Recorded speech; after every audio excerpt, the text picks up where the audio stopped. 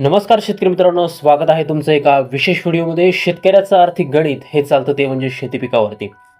उत्पादन चांगलं झालं, भाव चांगले भेटले तर शेतकरी हा मालामाल होतो, नाही तर तो कंगाल होतो.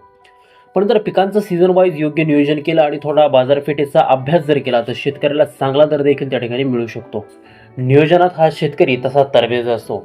या सगळ्या गोष्टीचा आढावा घेऊन आम्ही या चॅनलच्या माध्यमातून अशी काही पिकं त्या ठिकाणी सांगणार आहे, जी तुम्ही जर घेतली तर तुम्हाला नफा हा त्या ठिकाणी 5 लाखांपासून ते 20 लाखांपर्यंत त्या ठिकाणी होणार आहे. याचं गणित देखील आपण त्या ठिकाणी मांडणार आहोत. आरोग्याच्या दृष्टीने या पिकांचे फायदे काय आहेत हे सुद्धा त्या ठिकाणी सांगणार आहोत. त्यामुळे हा व्हिडिओ तुम्ही शेवटपर्यंत पहा.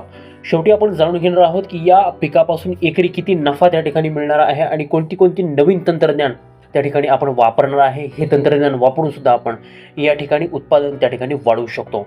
चला तर कुठलाही विलंब न करता हा व्हिडिओ त्या ठिकाणी सुरू करूया. शेतकरी मित्रांनो, आता पहिलं पीक जे आपण पाहणार आहोत ते म्हणजे काकडी. उन्हाळ्यामध्ये अतिशय लोकप्रिय, पाण्याचं प्रमाण याच्यामध्ये खूप जास्त असतं आणि उन्हाळ्याच्या दिवसामध्ये या पिकाला मागणी सुद्धा तशी जास्तच असते. या पिकाचा कालावधी जसा 50 ते 70 दिवसाचा असतो. त्यामुळे तुम्ही जर याची लागवड साधारणतः फेब्रुवारी ते मार्च या महिन्यामध्ये जर केली तर यानंतर 50 ते 70 दिवसानंतर ते हार्वेस्टिंगला येतं. ऐन उन्हाळ्याच्या पिरियडमध्ये हे जे काही पीक आहे ते हार्वेस्टिंगला त्या ठिकाणी येत असतं. त्यामुळे याला बाजारभावसुद्धा त्या ठिकाणी चांगला भेटत असतो. सरासरी जर बाजारभाव बघितला, किमान म्हणजे कमीत कमी बाजारभाव याचा असतो 15 रुपये ते 30 रुपये किलोच्या दरम्यान. जास्तीत जास्त हा किती असू शकतो, साधारणतः 50 ते 60 रुपये किंवा 70 रुपयापर्यंत सुद्धा याला त्या ठिकाणी बाजारभाव भेटू शकतो. आता आरोग्याच्या दृष्टीने याचे काय फायदे आहेत, तर शरीरामधील जे काय तापमान आहे ते त्या ठिकाणी हे नियंत्रण करतं. त्या ठिकाणी डिहायड्रेशन तुम्हाला जर झालं जर असेल तर त्या ठिकाणी डिहायड्रेशन कमी करण्याचं कामसुद्धा या ठिकाणी काकडीच्या माध्यमातून त्या ठिकाणी केलं जातं. तसंच हे त्वचेसाठी सुद्धा अतिशय उपयुक्त आहे. मित्रांनो, यातील दुसरं जे पीक आहे ते म्हणजे कोबी. सर्व हंगामात येणारं आणि अतिशय वजनदार असं असणारं पीक. विशेषतः हिवाळ्यातलं वातावरण याच्यासाठी पोषक असतं. 90 ते 120 दिवसामध्ये येणारं हे पीक आहे. साधारण याची जी लागवड आहे ही जून ते ऑक्टोबरच्या दरम्यान करत असतो शेतकरी. आणि याचा जो सरासरी बाजारभाव जो आहे, कमीत कमी बाजारभाव ते 10 रुपये ते 20 रुपये किलोच्या दरम्यान या ठिकाणी याला बाजारभाव भेटत असतो. 1 एकर जर तुम्ही हे पीक जर केलं तर साधारणतः एका एकरामध्ये 10 टन ते 12 टन त्या ठिकाणी उत्पादन हे त्या ठिकाणी अपेक्षित असतं. आणि याचं गणित जर करायचं जर झालं तर साधारणतः 12,000 किलो इंटू 20 रुपये म्हणजे साधारणतः 2,40,000 रुपये त्या ठिकाणी तुम्हाला या ठिकाणी उत्पन्न हे त्या ठिकाणी भेटत असतं. शेतकरी मित्रांनो, यातील तिसरं जे पीक आहे ते म्हणजे फ्लावर. साधारणतः याची जी लागवड आहे ती सप्टेंबर ते ऑक्टोबर महिन्यामध्ये करायची असते. तर याला बाजारभाव त्या ठिकाणी भेटत असतात. कारण पुढे जो काय असतो दिवाळीचा सण असतो, त्यानंतर येणारी लगीन सराई असते, त्यामुळे याला चांगला भाव त्या ठिकाणी भेटत असतो. याला साधारणतः 20 रुपये ते 30 रुपये प्रति किलो असा बाजारभाव त्या ठिकाणी भेटत असतो. आणि याचं एकरी जे उत्पादन आहे ते साधारणतः 8 ते 10 टन त्या ठिकाणी होत असतं.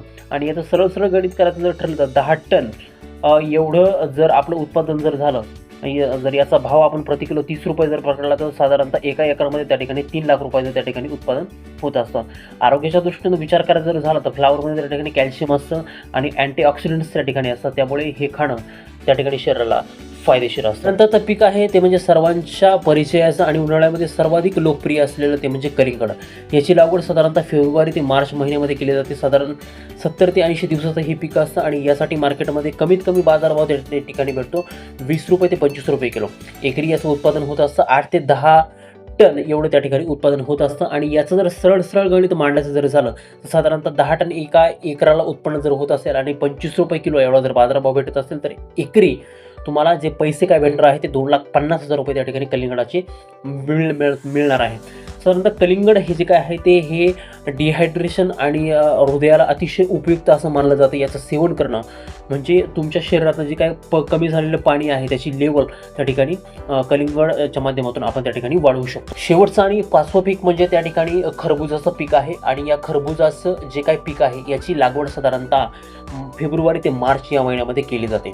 साधारण याला जो किमान बाजारभाव त्या ठिकाणी भेटतो तो म्हणजे 20 रुपये ते 30 रुपये किलो.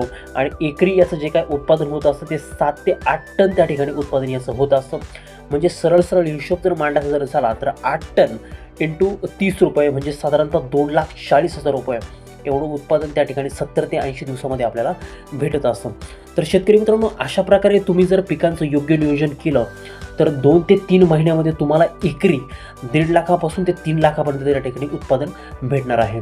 जेवढं क्षेत्र तुमचं जास्त तेवढं उत्पादन तुमचं जास्त. साधारणतः तुमचं क्षेत्र जर 5 ते 6 एकर जर असेल तर साधारणतः तुम्हाला या ठिकाणी 15 लाखापासून 20 लाखांपर्यंत त्या ठिकाणी उत्पादन भेटू शकतं.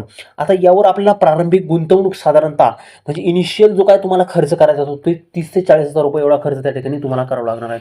मग त्यामध्ये तुमचा मजूर खर्च आला, तुमचं रोप आलं, बियाणं आलं, त्याच्या म्हणजे मशागत आली, ट्रॅक्टर आला, त्याची मजुरी आली, त्या ठिकाणी खतं आली, औषधं आली, यांचा जो खर्च आहे त्याची जर गोळाबेरीज जर तुम्ही केली तर साधारणतः 30 ते 40,000च्या घरामध्ये त्या ठिकाणी जात असते. आणि निव्वळ नफा याच्यामधून तुम्ही जर घ्यायचं जर ठरलं तरी एकरी साधारणतः तुम्हाला त्या ठिकाणी 1,20,000 रुपये ते त्या ठिकाणी तुम्हाला 2,40,000 किंवा 2,70,000 रुपयापर्यंत त्या ठिकाणी तुम्हाला निव्वळ नफा त्या ठिकाणी भेटू शकतो. आता यामध्ये जर काही तुम्ही आधुनिक तंत्रज्ञान जर वापरलं, आधुनिक तंत्रज्ञानाच्या पद्धती जर वापरल्या तर तुमचं उत्पन्न हे अजून त्या ठिकाणी वाढू शकतं. जसं की तुम्ही ड्रिप इरिगेशनचा वापर करा. शक्यतो त्या ठिकाणी जे काही तुमचं वावर आहे किंवा ज्या क्षेत्रामध्ये तुम्ही पीक घेणार आहात, ते पीक तुम्ही साधारणतः बेडवरती घ्या. बेडवरती तुम्ही ड्रिपचे जे काही लॅटरल्स आहेत ते तुम्ही अंतरा. त्याच्यावरती जो काय मल्चिंग पेपर आहे तो मल्चिंग पेपर त्या ठिकाणी घाला. मल्चिंग पेपर अंथरण्याचे फायदे एकच असतात, की त्या ठिकाणी पाणी तुम्हाला कमी लागतं आणि जमिनीचा ओलावासुद्धा त्या ठिकाणी टिकून राहतो. शेतकरी मित्रांनो, अधिक उत्पादनासाठी तुम्ही जे हायब्रिड बियाणं आहे ते वापरा. त्याचप्रमाणे जी खतं, औषधं आहे त्याचा योग्य त्या प्रमाणात वापर करा. याचा अतिरेक करू नका. म्हणजे तुम्हाला जे उत्पन्न आहे ते त्या ठिकाणी अधिकाधिक भेटू शकतं. शेतकरी मित्रांनो, ही माहिती जर तुम्हाला त्या ठिकाणी आवडली असेल तर व्हिडिओला लाईक करा. तुमच्या मित्रांपर्यंत ही जी माहिती आहे ते त्या ठिकाणी शेअर करा. अजून नवीन पिकांबद्दल जाणून घ्यायची तुमची जर इच्छा असेल तर चॅनलला आमच्या सबस्क्राईब करा.